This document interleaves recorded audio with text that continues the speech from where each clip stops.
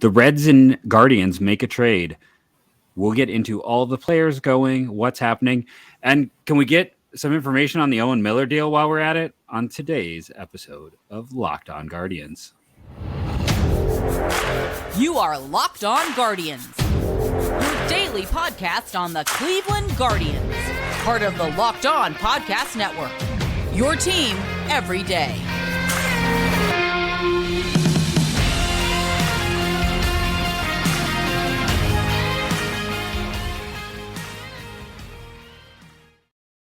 Hello, everyone, and welcome to Locked On Guardians. I want to thank you for making Locked On Guardians your first listen today and every day, wherever it is you get podcasts. And I want to take a moment and say this episode is brought to you by FanDuel Sportsbook, official sportsbook of Locked On. Make every moment more. Visit FanDuel.com/LockedOn today to get started. I just want to take a moment. If you missed it, the Cleveland Guardians traded Will Benson to the Cincinnati Reds for a player to be named later, probably going to be cash, and Justin Boyd, who was taken in the Comp B round. He got the equivalent of the 77th overall pick in the signing bonus and is a guy I really like. We'll get into him on the show. But I want to say, what's going on with Owen Miller? When are we going to hear that result? It's crazy. It's been like 2 months now. And then 2, Will Benson plus Owen Miller wasn't getting you anything of note. Like that's why these guys, I see a lot of people being like, well, they should have done a trade earlier. I mean, Will Benson 2 years ago, one could argue, didn't have trade value because of some of his struggles. It was really thanks to performance last year. And then, Owen Miller, they needed last year. So these aren't the big pieces. They're holding on to the pitching, which is important. And I don't think it's weird to me, the number of people getting mad about the Owen Millers and the Will Bensons when these guys are platoon at best. Will Benson is probably Brett Phillips. Like I said that before. There is a lot of room to compare him and Bradley Zimmer. This is not something. I understand the system does not have a lot of power bats, and people love sky high potential. But you get poor chasing potential in baseball. You get fired chasing ceiling. Go look at the return for Christian Yelich, which was all ceiling, and see how much the Marlins got for it. Yeah, that's a painful one to bring up for sure. Because what was that? Ison Diaz, Monty Harrison, and Jordan Yamamoto, who might have been the best piece if he hadn't gotten hurt. Who was like a 5'10" pitcher, 5'11" pitcher. Like that's the thing. You chase ceiling, and this whole team is not chasing. Maybe you could claim Clase was when they got him, but it's like Bieber was not a ceiling chase. Jose was not. This is not Stephen Kwan. Yes, you can sometimes strike gold, and there is a world where Will Benson is Will Benson's, he has to be a platoon bat, and he can play 3 spots. He's a hard worker. He's a great person to have in your clubhouse. He is a great human being. But I think he's going to struggle to hit 220. That's me. Yeah, I think he can play a little bit. I think he'll have a decent major league career. I don't know how much we can really take from the gains from what he did last year in AAA. There's still a pretty sizable gap between AAA and the majors right now, and we've talked to a couple pitchers who have said that the baseball in AAA is an issue. Yeah. Obviously, that factors into it, and he's going to be a late bloomer too. I mean, he was a late bloomer last year where he finally took off at the highest level. I still expect him to have a good major league career. I don't know if he's ever going to be, like you said, probably. And the best way to utilize his skill set is to platoon him. Can I also use him as a defensive replacement, a pinch runner? He'll show you some power against right-handed hitter or right-handed pitching. Is like if you give him 500 at bats, could he hit 20 home runs and steal 20 bases? Yeah, I think he could. The average is going to be super low if you do that. His only survival skill against lefties is probably drawing walks. There's not going to be much else there punch-wise for them. A lot of strikeouts and a lot of maybe some walks, but also we talked about his passivity too, where there's a lot of chances for him to draw walks, but he goes from maybe down 0-2 in a count to going to 3-2 and taking a walk, but also being up 2-0, 3-0 in the count and then strikeout looking, which was an issue with Nolan Jones too. So they're very similar players, but there's still a good floor to be had for Benson for his skill set. Like you you talked about Bradley Zimmer, and I told Jeff Carr over at Locked On Reds, if you want to listen to that a little more in depth, you're hoping he's not Bradley Zimmer. You hope he's still a good runner. He doesn't have Zimmer's speed probably, but he's still a quality defender and can steal some bases. And every once in a while, he'll hit a 450-foot homer. But you're hoping for more than that, and I hope for more than that for Benson too, because like you said, hard worker, great kid. Rather be wrong on him. Yeah, super humble and confident, which is a nice pairing. Like he's confident, but he's humble, and I don't know. I think he'll still have a nice career because of the defense and speed and the ability to draw walks and then occasionally hit some home runs. I just don't know how much of the power he is going to get to. I mean, yeah, like you said, you're chasing upside. Maybe the Reds see something where they're like, hey, maybe we can help him unlock more of the hit tool, and that's pretty rare. It's super hard. Like this is why the Guardians have gone in this direction, because it is hard to teach a guy who can't hit to hit, even if he has power. It is much easier to take a guy who can hit and add a little bit of power. Are you going to get a star level player out of that guy? Probably not. Like you said, that you're not chasing ceiling, you're chasing a safe floor, and a good team needs to strike a balance. And that's part of the Guardians' issue, is they have a ton of guys who are low ceiling, high floor guys. Then you got Jose Ramirez, and then you've got a couple guys who have kind of grown, like Andres Gimenez, but it's a hard profile to manage. And if you don't have it, I think what it comes down to is what teams prefer. If you're a team that has developed this specific set of player before and you've had success working with that skill set, then fine, go for it. If you're not, this is why I have no problem. I mean, as much as I think we dislike some of their collection of high contact, low power guys because they were first in contact rate last year and last in hard hit rate, it's an issue. But the Guardians have struggled to develop guys like Benson and Jones into their full potential. If you can't take those guys' potential and turn it into an actual production, then you're wasting your time. And not that they wasted the time with Benson, but I'm saying it's better to move on, get something out of it, and change directions and work with the skill set you can turn into something productive. And I think Benson, oddly enough, I think Benson's floor has gotten better over the last year, where the ceiling is still obviously very high, but maybe very unattainable. But I don't know. It's a good situation for him to be in Cincinnati because it's a small park. They don't have a whole lot of guys in the outfield vying for playing time. He can go out there and play all three outfield spots. And maybe they realize they have to platoon him. Maybe he becomes a good fourth or fifth outfielder for them. You know what I mean? Like, there's still a decent chance for him to have a good career there. And I think that's the right spot for him. And it wasn't the right spot for him here, because who are you going to play him over? Are you going to play him over Oscar Gonzalez and Miles Straw? No. Stephen Kwan? No. I would play Will Brennan over him. Eventually, George Valera passes him. A lot of things have to happen. So, I think it's a good move for both parties. Truthfully, it's a good move for Benson, and it's probably the right move for the Guardians, because what it does is obviously free up the 40-man spot, which we'll get into at some point. And Rand, sorry, I hogged the mic there. Oh. No, it's okay. I just want to throw two things here, two more kind of not final comments, or two comments or things. One, I see a lot of people talking about him making a leap. I don't know if it's so much a leap as an improvement.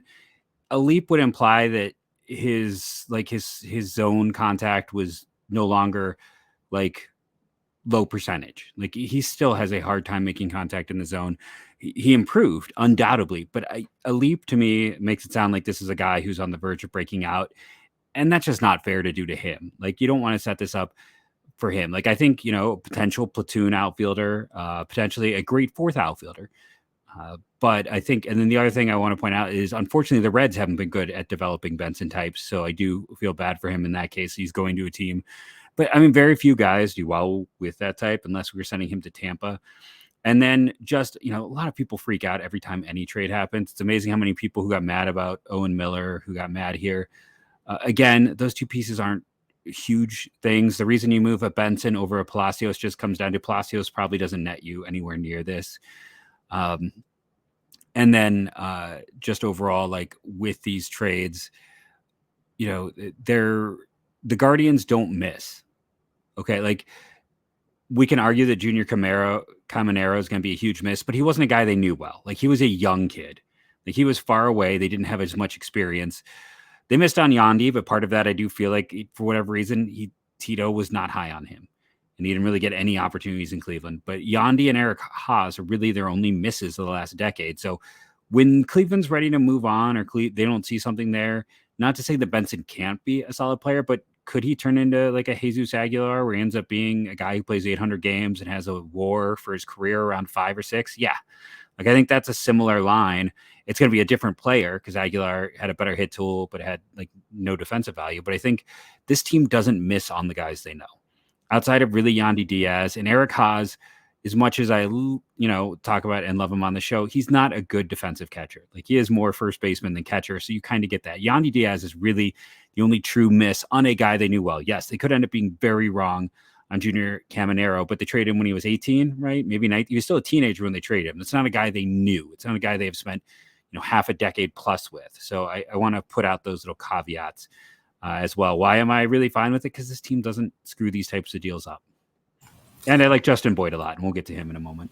Yeah, I mean, definitely, I think the Tobias Myers and Junior Caminero one is one we might look at as a bad one. And like you said, they didn't give Jesus Aguilar a lot of playing time or Yandy Diaz. Although, like you said, Jesus Aguilar had a quick peak and then hasn't done a whole lot since. And Benson will at least carry defensive value and speed as a floor tool, and that will give him a subset of value that Aguilar didn't have because he doesn't have that. But before I move on to the Boyd thing, I'll just say one more thing that I found really interesting about this trade, Jeff, is that Cleveland has now traded. The 2016 draft has been a phenomenal draft for them, obviously. Shane Bieber, Plesac, and Savali. There's been others in that draft, too. I know Tanner Tully was in that draft. There's probably other guys, too, that I'm not able to pull from the top of my head. But Cal Quantrill came the other way. It was part of that draft class, I believe.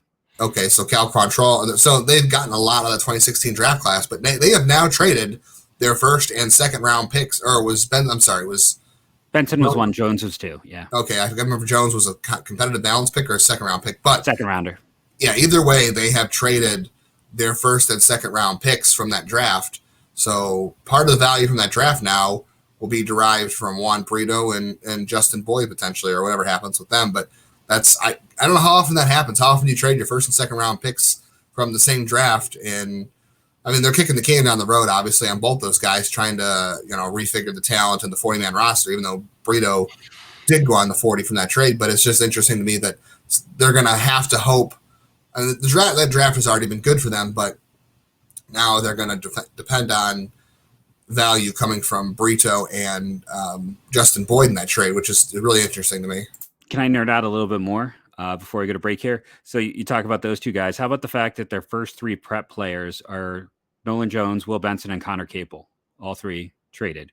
So their first three prep selections, all big leagues, all will be on big league rosters, I assume, next year, but all three of them traded, and that is their first, second, and fifth round pick. If you're curious who was in between, Savali in the third, Bieber in the fourth, and Logan Ice in the third. The only guy in those first few picks did not get to the big leagues. But I wish Will Benson well. I hope I'm wrong on him because he's a good person. And I think, I'm saying he is a really good fourth outfield / fifth outfielder. He's a major league player. I just am not sure I see what people are griping about. Yes, there is ceiling, but again, if you chase ceiling, you're going to end up getting fired. That's how that works in baseball. You make smart chases on ceiling from time to time, but there's not a lot of people who find a lot of success. One of the teams who most recently constantly chased ceiling, Texas Rangers. I believe everyone in charge there just got let go in the past few years. So, just they were always the ones who loved to chase ceiling more than anyone else. But I would throw that out there. We're going to come back and get into Justin Boyd here. I really like Justin Boyd, and there's a lot of reasons I really like Justin Boyd. And I might hog the mic a little for why I am so big on Justin Boyd. I seem to be against the majority. So you're going to find out a lot about the newest Guardians prospect, as well as we forgot to mention it. We have something really fun in segment 3. We are going to do an expansion draft. We're going to have protection lists. We're going to select from the teams that we have. We're going to do a mock expansion draft to go hand in hand with yesterday's episode where we talked about how expansion might work. Got a lot of great feedback on that. But first, we are going to jump in and talk about our good friends over at FanDuel. This year, the only app you need at your Super Bowl party is FanDuel, America's #1 sportsbook. we're really excited about our new sports betting partner for Locked On because they're the number one sports book in America, FanDuel. And if you're new to FanDuel, that's even better. They have so many great features to make betting on sports fun and easy. Download FanDuel now so you can bet Super Bowl 57 with a no sweat first bet. You'll get up to $3,000 back in bonus bets if your first bet doesn't win. FanDuel lets you bet on everything from the money line to point spreads to who'll score a touchdown. Talk about the bets you like. Oh, that's the part I'm not supposed to read. So there's some nice comedy in the middle of the ad read. I always like a good prop bet. I'd have to go for sure. Go check out and see who would score a touchdown. Pick the right Kelsey brother for that. The Travis, the tight end, not Jason, the center, right? That's I think I have that right. Travis Kelsey to score a touchdown. The FanDuel Sports app is safe, secure, and super easy to use. Best of all, you get paid your winnings instantly. So join FanDuel at FanDuel.com/lockedon to claim your no sweat first bet on Super Bowl 57. That's FanDuel.com/lockedon. Make every moment more with FanDuel, the official sportsbook partner of the NFL.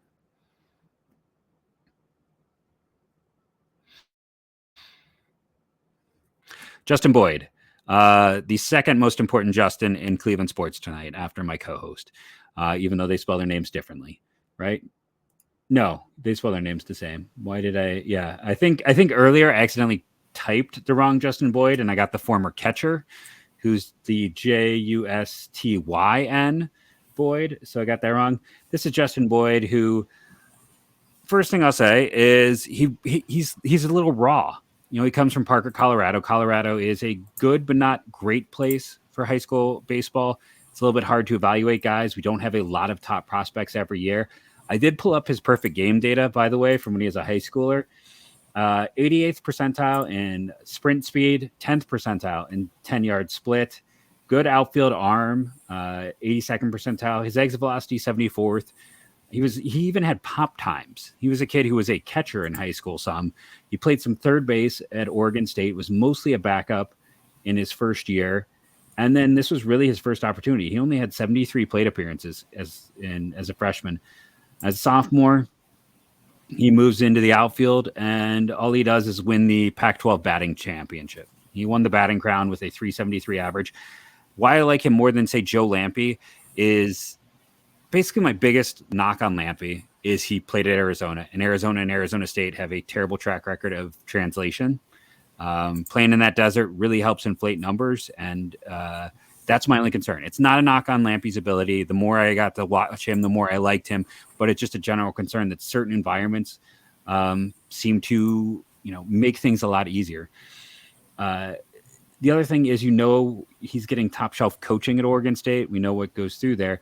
But on top of that high average, he also had a 455 BAPIP, which for those who listen to the show knows BAPIP in college and the minors is a positive, not a negative. It shows quality contact rate and is a great indicator of future success. He had one of the highest BAPIPs in the country. So he's got that really good contact rate. His strikeout rate was under 20%. His walk rate being almost 17%. Again, it's not necessarily valuable, but it's not valuable. Like it's bad if it's low. When it's super high, we'll see how it translates. It's more of a hurdle than a help, but in terms of just making sure that a player can clear it. But it's nice to see, even though it's not something I'm going to look at as an indicator. He also stole 20 bases. He's kind of growing into power. I wouldn't be surprised if he's more average power than below average. And he's a plus runner. He's just gotten faster. As I mentioned, I believe he played right this year. He can play right, left, or center. He played third base the year before. Has some experience at catcher, though it's been a long time. He did not play in the Cape. He played in the Northwoods League, where he was utterly dominant a year ago. So he does have success with wood bats. And everyone being like, he was terrible in Dayton. There's a reason why the Guardians don't put college players into short season, into A-ball. These guys are already kind of tired. They're worn. It's a long year. It's a long season. Everything that's going on. Anyone who's getting really too in the weeds, I don't even look at that data. It brings literally no value to my evaluation. I am not looking at how a guy performs. What is Boyd? He's got the chance to be a plus on base player with plus speed, average, maybe 45 power, a little tick below, who can play 3 outfield spots, and he's right-handed, which I know maybe not the best thing, but for in terms of, listen, in the grand scheme, being left-handed is better because you're going to mostly face right-handed pitching. 80% of pitching is right-handed. But this team also could use more balance in the minors, so adding a right-handed bat is a good thing. And I really like the fact that they got, a competitive balance B pick, which I've been talking about wanting this team to trade for years, but they got, instead they got a player who had performed at a high level at one of the best coached universities, who's only had 1 year of major competitive baseball. And like I said, I think the future is bright. I think there is room for physical growth, as well as just, baseball growth. And, it's someone Cleveland liked a lot, right? Like, this is someone they targeted. And then on top of all that, guess what? They don't have to add him to the roster till 2026. So it also allows you to kick that can down the road. I think they'll probably get cash instead of a player to be named later. I'll hold out hope that the player to be named later is Diaz, the closer, but I think we all know that ain't happening. But yeah, it's certainly better than I thought they would get. And again, anyone who says his value is down, it's not. Like, you and I'll throw it to you for this. You and I discussed this before it began. Like, that the Dayton data has no effect on how Boyd is viewed. I can't believe anybody is putting 80 at bats in pro ball and low A his first year after being drafted. This guy played at Oregon State. They played, into the College World Series. I forget what round they were knocked out in, but he took it. He played. He took a couple months off, and he got 80 at bats in low A. Like, if you're putting any stock into that, I'm sorry. That's. I mean, is he gonna? I mean, is there a chance that he ends up struggling like that? I mean, maybe, but it's not going to be because of that. Like, obviously, Cleveland didn't look at that and was like, "Oh, we like what he did in low A and 80 at bats." Like, they're not doing that. So, no, I like Boyd a little bit just from what I've seen. I really obviously didn't know who he was before tonight. I didn't know anything about him, and I knew who he was at Oregon State, but I didn't have your background on him. But I like the upside. I also think he gets the ball in the air. You're talking about Joe Lampe. I think he gets the ball in the air better than Joe Lampe too. There's a little more lift to his swing, whereas Lampe's swing there's not a whole lot of development going on in Arizona State. Very flat, slashy swing where Boyd doesn't have that. And you're talking about a guy also too who can put up plus run times. I mean, I was watching some video and reading some scouting reports. This is a guy who didn't get down the line like 410, 415. So we're talking, 60, 70 grade speed. That's fantastic. And like you said, comes from a good college background. So it does kick the can down the road, and there's some interesting tools there. The fact they got this much, I mean, whatever Boyd ends up being, the fact they got this much for Benson is really impressive because there's a good chance they could have gotten what they got for Owen Miller. They got just cash for Owen Miller. So the fact they got this much for Benson, I think, is really interesting. And it's they alleviate the 40-man issue, which, by the way, we can talk about on the other side, is not a preclude or precursor to anything major. So if you're reading into the 40-man status of this trade and thinking something big, don't do it. Don't do it to yourself because it's not happening.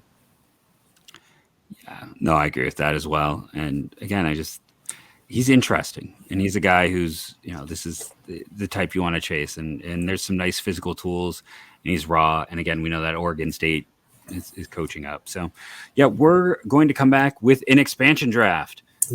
Find out how these work, if they were to happen, and who will protect. And like I said, we'll probably talk some 40-man probably in the later segment of the show when we're going to kind of get into, how bad is it in the coming years on today's episode of Locked On Guardians. Okay, Built Bar, I love them. I go there, I shop there. I don't eat there, but I order them. You can currently get them at Sam's Club, Walmart, or at BuiltBar.com. All three are fantastic sources for a fantastic product, the best tasting protein bar I have ever had. And right now, free shipping on all orders through Valentine's Day, which means you get free shipping and you can still use Locked15 to save 15% on your order. It's perfect time to try. You're not paying for shipping, you're getting a 15% off discount, and you're getting a great product. I have always personally liked, the grasshopper cookie is really good. That one is back as a limited release. I would highly recommend that. I like a lot of the coconut. I like the mix box with the coconut puff, the brownie batter puff, and the churro puff. That's high on my list. And I like the granola duo, and they finally got rid of the white chocolate one. Like the granolas might have been my favorite. I did not like the white chocolate. Sorry, Built Bar. But now they're only doing the two good ones, which are the peanut butter and the coconut. They do coconut so super well over at BuiltBar.com. You can't go wrong with the 12 mix box, and you can't go wrong by just trying some flavors at Walmart and or Sam's Club. Go to BuiltBar.com today. Tell them I sent you by using that promo code LOCK15. You're not going to regret it. It's a fantastic tasting bar. BuiltBar.com, and use that promo code LOCK15, or go to Sam's Club and Walmart. Either way, you'll thank me. So real quick, before we move on to the expansion draft and talking about that, I know I've seen people saying, "Oh, Andrew Chafin, oh, Robbie Grossman, oh, some other outfielder." Nope.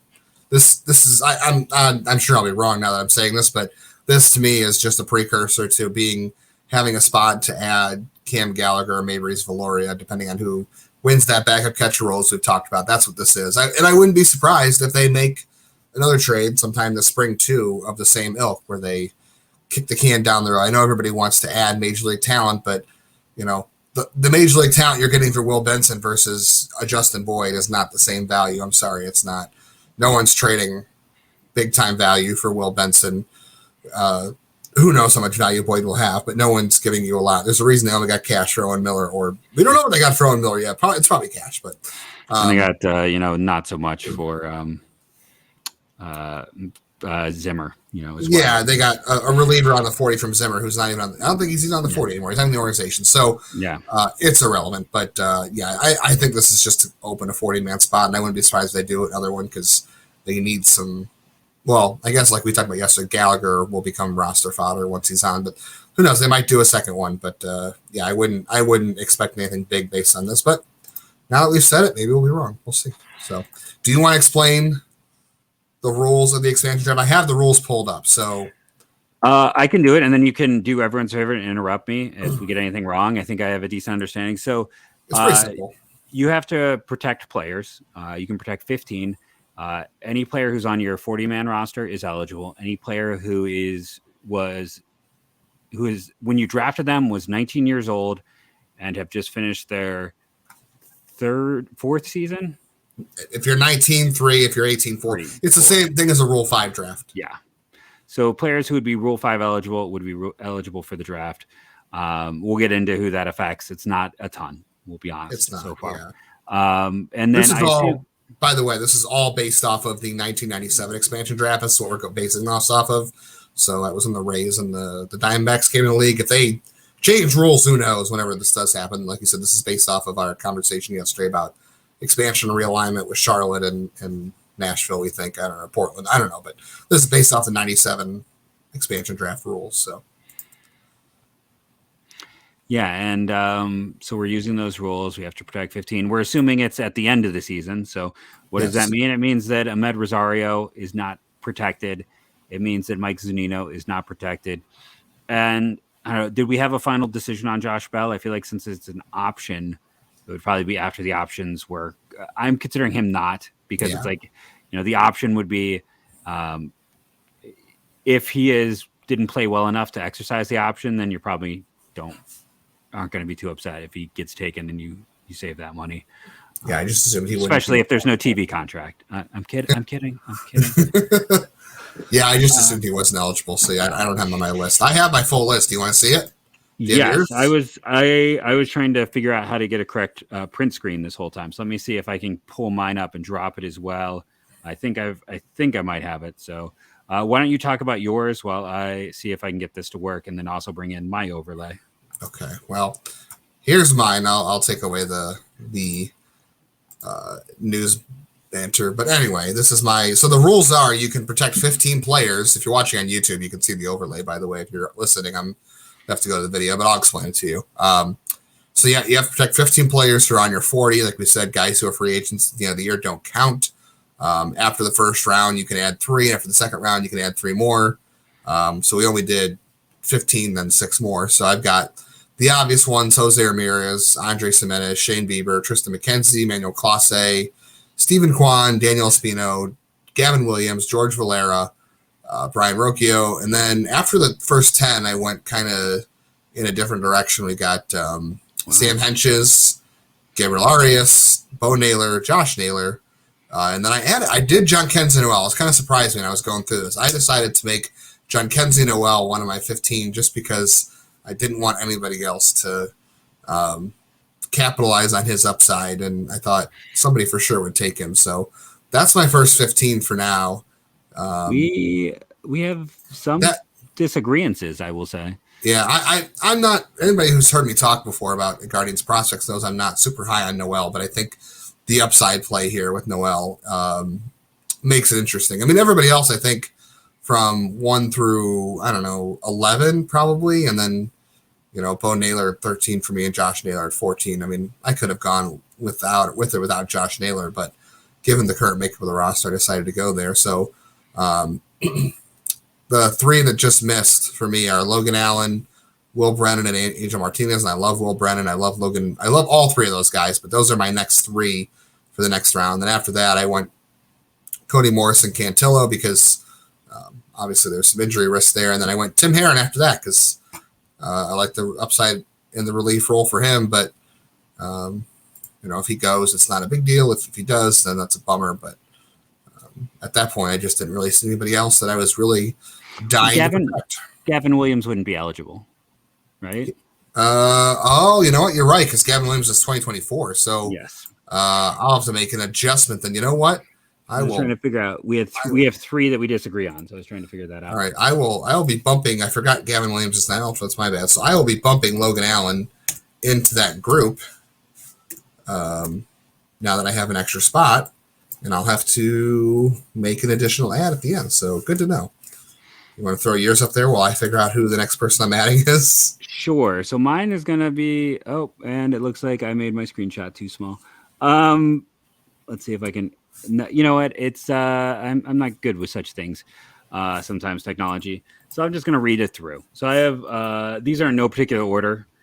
Jose Ramirez, Shane Bieber, Emmanuel Clase, Stephen Kwan, Daniel Espino, Bo Naylor, Tristan McKenzie, George Valera, Trevor Steffen, Sam Henches, Cody Morris, Cal Quantrell, Brian Rocchio, Andres Jimenez, and Gabby Arias. So Trevor Steffen, Cal Quantrell, and Cody Morris are the 3 guys that I included that you did not. Which shows I got to add one more though. And then probably my biggest surprise is leaving off Naylor.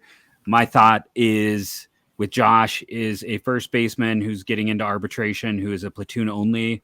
There's a chance that a team is more likely to jump on an Aaron Savale than a Naylor, or to jump on pitching historically in these things. So intentionally leaving Savale and Plesac off, as well as Logan Allen, with the assumption that I could probably protect Josh Naylor, because traditional Rule 5 drafts have been pitching heavy early. So, or Rule 5 expansion draft. So yeah, Josh Naylor is a bit of a surprise. I really debated him versus Gabby Arias, but I just felt like the shortstop value is more valuable than a platoon first baseman. All right. Well, now that I know that's controversial, but I think Naylor slips through. That's me. Maybe I'm wrong. I'll find out if you select him or not. But yeah. Well, I mean, I protected him, but I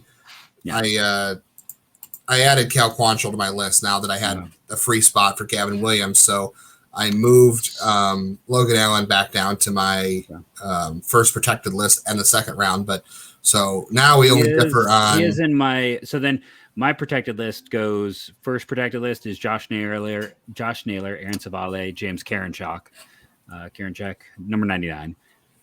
He was actually on my initial list, and then I moved him down. I know it's a lot of relievers, but relievers have a lot of value, and you definitely will lose those in an expansion draft. Like, those are easy things to flip, move. Probably there's a good chance he is the player you lose in this situation. My second group is Logan Allen, Will Brennan, and Angel Martinez. And my third group was Plesac, Gonzalez, and Straw. And then if you wanted a 10, it was Cantillo. Yeah, I did not include Straw or Plesac in mine at all. And we have the same second group. We have the same second set of 3 to protect after the first round. Allen, Brennan, and Martinez. So did I not see 99 on any of yours? I do not have Jim. Okay. I figured, you know what, he's getting into arbitration. He's a reliever who's got walk issues. Yeah. That's why he didn't make the cut. That's why, even though I am protecting 3 relievers, which some people might think is rich, there's That's why I went with Sam Hentges. Sam Hentges is earlier in his career, and I went with Hentges, Stefan, and Clase, since all of them are really early on. Yeah, I didn't have Stefan in mind. I'm not sure. Maybe I should have gone there. You're right. Relief in an expansion draft is definitely is very heavy. I mean, the obvious ones were pretty easy. We both had Valera and Rokia. We both had Arias, even though I think we both think Arias' upside is well, I should say his second division. Yeah, you did have Bo Naylor on yours. Yes. Okay. Just no Josh. So okay, yeah, I do have Josh on mine, but you're right. And then you didn't have Tim Hare in any of yours? No. Okay. We both had. I had Morris and Cantillo in my second grouping of protection just because of the injury risk too. Yeah, the guy I'm taking from your list is Cody Morris, because either I can have a high leverage reliever, or I can have a potential like 2-3 starter. So he is definitely, if I'm building this team, he is the guy I'm selecting from who you left unprotected. I need to see your list again now that I've given you have a screenshot of mine. But. It's here's my bad screenshot. Like I said, you can't. Let me. Let me see. I can share. I'll share it out very quickly. But I'll say so. Then your pullback list while I do this was, yes, my old co-host apparently has an opinion. Your first pullback list. Who are your 3 names you're pulling back after I take Cody Morris? Logan Allen, Will Brennan, and Angel Martinez. We had the same exact one. Well, no. See, my first pullback list was Naylor, Savali, and Karinchak. So actually, my second grab would I'd take Savali then. Then if you did another pullback, I'd probably take 99. Those would be my first 3 selections. No, you didn't have Stefan protected, right? So yeah, I would take Stefan. Okay. I would take Stefan over Savali, and then Savali would be my third pick. So I'd be going, those would be the order. I'd go Morris, Stefan, Savali. Yeah, so there's nobody you took from. Yeah, okay, I see what you're saying. Yeah. I'm just looking at your second pullback here. I already have Naylor, so I wouldn't take him off your. I would take Naylor, but is that your just if not saying you have your. If you're just a team and I'm the Guardians, who do you take from my list? Is it Josh Naylor as your first selection? No, I think my first selection is probably, I might go with James Karinchak actually, because if I'm an expansion team, probably not going to be very good, right? You're probably not going to be a good team your first year. Karinchak could have a lot of value. I know he's in arbitration, but he could have a lot of value in the trade market. So you take him and maybe you flip him to your first season and try to get some prospects back for him. Savali and Plesac, to me, I know they're arbitration pitchers. They're early on in their arbitration careers, and they're solid. But the injury risk concerns me for both of them, even though Plesacs are self-inflicted. But the upside is not really good.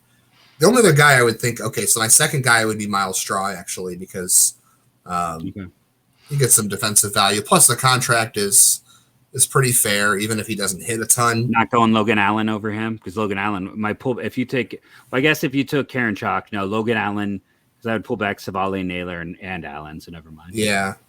So I would go probably Straw, and then my third guy would be Cantillo after that. I would go for upside. Well, Straw over Brennan, because I would have Brennan available.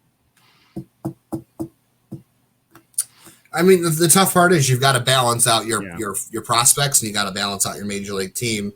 I don't know. I like the cost certainty in Straw. Again, Straw is a guy who has a lot of interesting value defensively.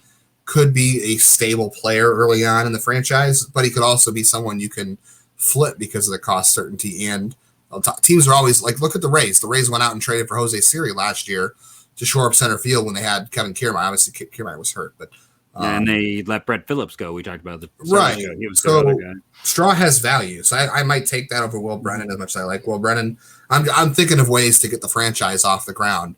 If you flip Karinchak and Straw because of their value, you can boost your prospect value and potentially anyway down the road. Because, like I said, you're not going to be probably not very good early on. Yeah, and that's with Morris. I'm shooting upside with Stefan. I figure if he can replicate, he's safe, and then I can flip him. And then Savale, if he can be good for a year, again, it's just to flip the asset. Like, I mean, Morris is the only guy I'm holding on to for the year. Yeah, I think my last pick I'd have to decide between Cantillo and Martinez. I like the upside of Cantillo, and you need an upside Martinez pitcher. would get pulled back in that. Okay, so I would only have I would. So I Brennan Martinez, and if you took Plesac, I would probably. Or if I you won't took take Straw, Plesac, no. I'm sorry. If you took Straw, I'd pull back Gonzalez. So I have like outfit options. So it'd be I Martinez, Brennan, and Gonzalez would all get pulled back at that point. Yeah, I would go Cantillo then for sure. But I had Cantillo my second pullback as well. I just didn't have I didn't have Savali or Plesac on mine at all. I know I didn't have Stefan. I don't know. The Jacquez Noel one, like I said, I don't know. He doesn't. You don't take him, even though like I'm not protecting him, and he made yours. I guess I could. Yeah, I mean, I maybe depends on how the rest of my draft would go. I mean, it wouldn't be my first selection, but I just protected him because I think that there's a nice boom or bust potential there. If some team takes him and is like, well, we had nothing to lose. We're a bad expansion team. We put him on the roster and let him play. Like, you can hit 40 home runs. I know it's unlikely, but the Guardians liked him enough to protect him last year, even though I think we both probably thought it was unlikely he'd get taken. But we can have some more fun with this. We should call it a podcast, come back and do the after show as we're going a little extra long. We'll get some more into the weeds on this, have some more fun with it. So make sure you tune into the YouTube. I want to thank you all for listening to this week. We are back to full time next week. Thank you all who have been tuning in, commenting, and all that fun jive. Thank you for listening, and go Guardians, go.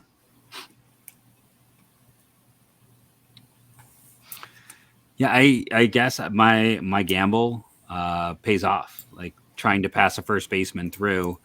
I don't know. This team is not built for an expansion draft. Let's just put that on Front Street. That's so true.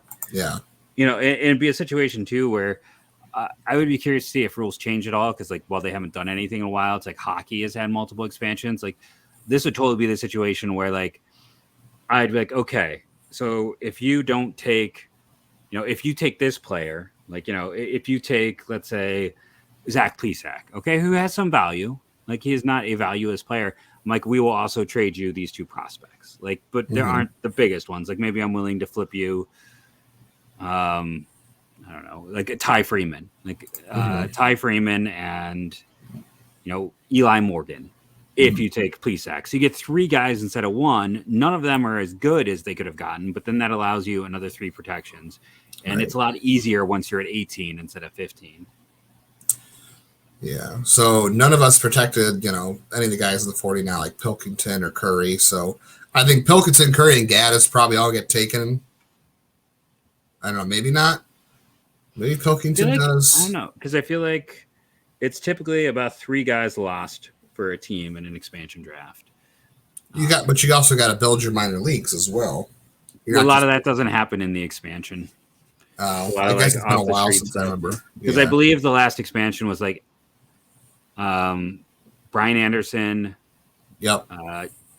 Albie Lopez, maybe, and lefty.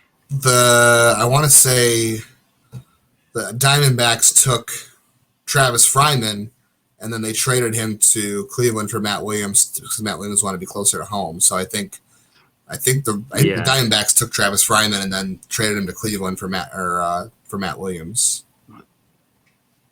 Future Guardian, by the way. No, that was actually a trade. So the Diamondbacks traded Gabe Alvarez, Joe Randa, and Matt Drews to the Tigers for Travis Fryman. Oh. And then it happened that, the whole thing with Matt Williams occurred, and then that deal happened separately. Oh, okay. Cleveland lost the third round pick. They lost, by the way, third player in that draft, Herbert Perry. Oh, I remember. Yeah, I remember Herbert Perry. Nice little platoon first baseman guy. Yeah. So yeah, Herbert Perry was the third guy. Future guys like I said, Kareem Garcia, Dave DeLucci went in that draft.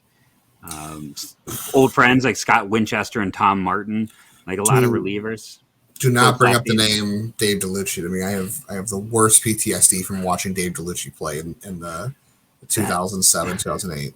That felt like the time where they only signed like, quote unquote, like good dudes. Like, everyone had to be like, oh, he's a real good dude. Like, it felt like they still do that, but Dave DeLucci was like a fifth outfielder who they were trying to what was him and Jason Michaels, and they were trying to make like a platoon. And Michael Lucci, you remember Michael? I think that was That was somebody's and none of them, nickname for them. and neither of them worked in their role.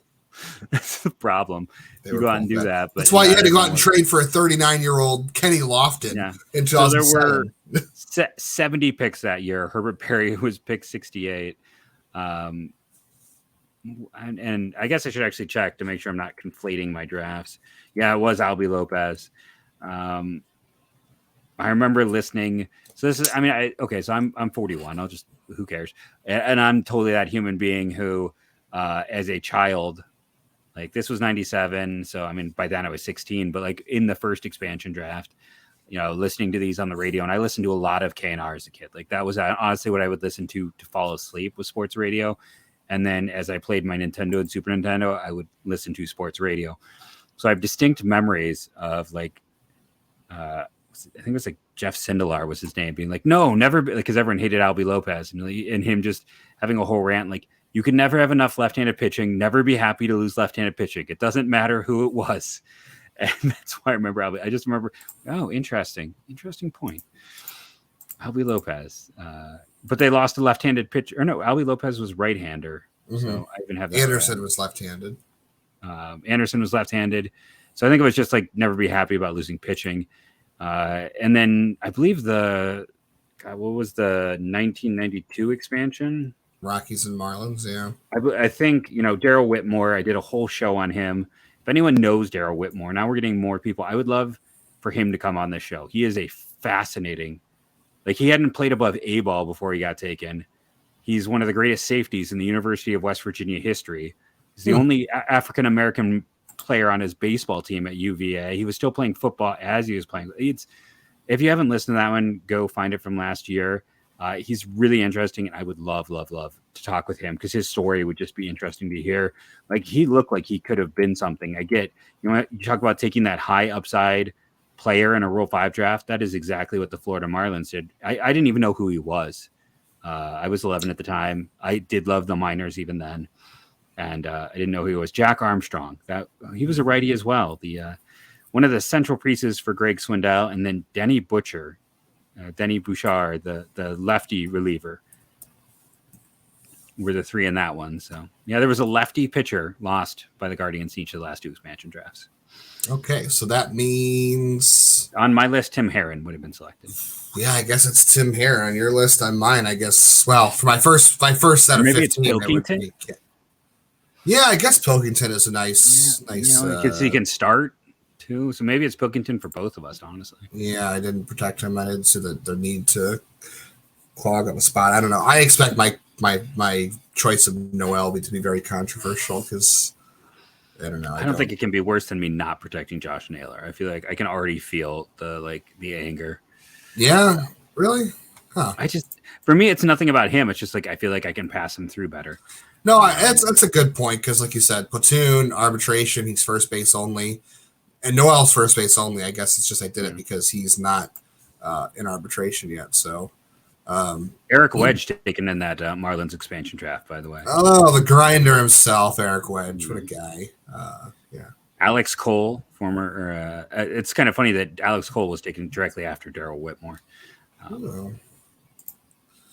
And I've heard a lot about Alex Cole. I was not old to watch him play, but I've heard a lot about him. I remember Alex Cole. He wasn't always attentive, but it gets kind of funnier too. Like, I mean, this is really me going off rails, but like 3 after Alex Cole. So you have the back-to-back people. Then goes Joe Girardi, Brian Harvey, who was actually one of the better picks in the draft, became a pretty solid closer. Willie Blair at 21 before Jeff Conine. Willie Blair, of course, to everyone out there, you got to know the importance of Willie Blair, which I remember Willie Blair because of Julio Franco hitting him in the chin with a line drive. No, he that's fine. He along with Eddie Toppensee were the two pieces that got you Kenny Lofton. Oh, that's right. Okay, so okay, that's the second thing I know about him. So you had Alex. So you had Alex Cole and Willie Blair and Darryl Whitmore all within 4 picks. It's kind of listen, Alex Cole wasn't great, but for a person who's in his 40s, he was around a lot. Interesting. Yeah, I didn't. You know more about Alex or Willie Blair than I did. I was not Super familiar. Okay, then. Well, do you want to talk about the 40-man roster at all? Do you want to call it a show? We said we were going to talk a little bit about. Talk about it. So, just how ugly is it getting this offseason? Yeah, I mean, they really need to figure out their situation this year, obviously, because there's still a lot of questions to answer and how they're gonna free it up. But like this coming, as of right now, the only guys I can see you have to add this coming winter, like after the season's over, it's basically just Logan Allen and Daniel Espino, right? Was there anybody else we even discovered while we were doing our research for this draft? Because the whole thing behind the expansion draft was anybody who was going to be Rule 5 eligible this coming winter had to be protected. Hence why you both had Espino and Allen. But I'm looking at the roster, I'm like, there's nobody else in the minors I'm looking at where I'm like, gotta add that guy. How high you are on Tanner Burns. There are people who are very high on Tanner Burns. Not so much me. So I mean, that draft class, it's your college guys were Burns, Allen, and Hickman. Yeah, Burns and Hickman don't need to be I would protect Cade Smith before Tanner Burns. Right now I would do the same thing. I agree with you. I like Cade Smith, but I'm not protecting Cade Smith either. No, not in the current situation. No. It's well, again, we talked about this last night off the air, is that they're hurt. Everybody is going to feel this, but they're hurt because of the shortened 2020 draft, and they took 2 high schoolers. Those guys will have to be added next year. And the 2019 draft, they went incredibly prep heavy. It just hasn't worked out at all. Espino's been great, but after Espino went Yordis Valdez, who I still don't understand that selection. We all knew he wasn't going to hit. And they gave him over $1 million to sign. $1 over $1 million, but still $1 million is a lot for a second rounder, especially a late second rounder. Then Joe Naranjo, then Christian Cairo, who they gave almost $1 million to. Then Gaddis, then Brown, and you still have Will Bartlett. I mean, they were so prep heavy, and we think that Espino's going to work out for him, but like none of those other prep guys are even close to guys you're considering protecting right now. I haven't even looked at Jordan Brown. Like I thought that was a fun pick, but I feel like that has not gone well. And it's definitely the second day. Like if you told me that Nick Enright ends up being the second best player in this draft class, I wouldn't be shocked. Yeah, I agree with you. So, just starting this really kind of looks like a swing and a miss for 2019. Yeah. 2019 is not looking great at the moment, and we'll see. Maybe some guys come through this year, but so they won't have at the moment. It's not a good problem to have, but at the moment they will not have a serious list of guys to go through this year and be like, oh, we are really feeling a crunch. And even in 2024, like as of right now in 2024. It's Bybee and Williams, and that's about it. Like, maybe Jack Leftwich. Jack Leftwich and Petey Halpin. Those are kind of your 4 right now, and we'll see. Yeah. If Ninkasi and Mace can recover, if Davis Sharp or Trenton Denholm can kind of make they're guys who Hunter Stanley. Those are some guys who have flashed, but it's not. Yeah, it's not. No, there's not. And it is that short draft year. Makes it a lot easier on everyone. Everyone's going to kind of have their 40-man lightning up, but it also means. Sorry, go ahead. It also means teams might have the ability to be more aggressive in that draft too, so that'll be interesting. Yeah, this is also it's a tough thing, but it's also a good thing because they've been hampered by this for the last couple of years. This really means that what has to happen. They have a young core. They need to have the young core stick. They need to figure out the right pieces. And they have to have guys ready to go. Like this is where you need like trades like Juan Brito to work out, and Justin Boyd, and although he's further down the line, but like Jose Tena, Brian Rocchio, like all these guys, and maybe even Noel. I don't know. This is where you need these guys to work out that you've been sitting on for so long, is because you're trying to get this young core all to the majors. You've got, the next pieces of your pitching staff coming. You've got a relatively young major league team outside of like Josh Bell and Mike Zunino. You'll hopefully replace them with, I guess the hope is John Kenzie Noel, but I don't have a lot of faith there, even though I chose to protect him in the expansion draft and Bo Naylor. So you're doing that sort of thing. They've got to make the right decisions on who's on the 40 now. This is why it's not a bad thing. I know people are like, oh, I'd love to get, to use some of these prospects to get a major league piece, and they should at some point. But it's also not a bad thing for them to restock the lower minors with guys that they think could be good in the future too. You know, like they added Britta the 40, but they've got a couple years on him. Boyd's got a few years to go. Like this also gives them a chance to reset. Ross Carver right now, nobody's really talking about Ross Carver, but he might be an interesting pitcher. He might be someone they can roster, and he's a 2024 guy. If that trade ends up working out for them, then that gives them some. Miss one player going back through for this offseason is who could get some consideration is Wilfredo Antunes. Oh yeah, he's kind of an unknown. That's a good point. Yeah, I think there was a time where. Yeah, because I was kind of looking through, because that's the other thing. Like the other part of this discussion is honestly like, yeah, there was a shortened draft, but it's also like some swing and misses with that free agent class. Like I think there was some hope that like Luis Durango or some others would kind of be the guys who would step up, and there hasn't been as many. But Wilfredo Antunes is a guy who a lot of people like, and I think he's right now stands out as the third most likely player to be protected. Yeah, we'll see what he does this year for sure to see if that's going to be a big determination if he's in high A with where we think Boyd might be this year. So that high A outfield, oh boy, just I know we're jumping ahead here, but your outfield in Lake County, potentially we're talking, I don't know, they'll have to move Green up, they'll have to move Burgos up, but you could have DeLauder, you could have Lampy, you could have Boyd, you could have Antunes, Lipscomb Jr. Yeah, like they'll have to figure out, they'll have to play it just right to see who's going to go to which level, because like Corey Holland and Cesar Adrogo are still listed there, but those guys I think they'll release Corey Holland at this point, to be honest. But yeah, it's gonna be interesting. But yeah, the 40-man issue, it's not a good thing, but it's also a good thing because they need to figure out who is part of this core, and they've already had 40-man issues for the last few years, so a little less strain wouldn't necessarily be a bad thing, even though, it means that your prospects aren't in as good a shape as they have been, but they have, I think further down the line, there might be a little gap year here or two, but further down the line, you've got, hopefully Jason Chorio and Angel Janau and other guys you've brought in, Welben Francisca and Yerlin Luis and guys who are super far off. And I guess Ryan Webb could be a guy in 2024, possibly, and Jake Miller.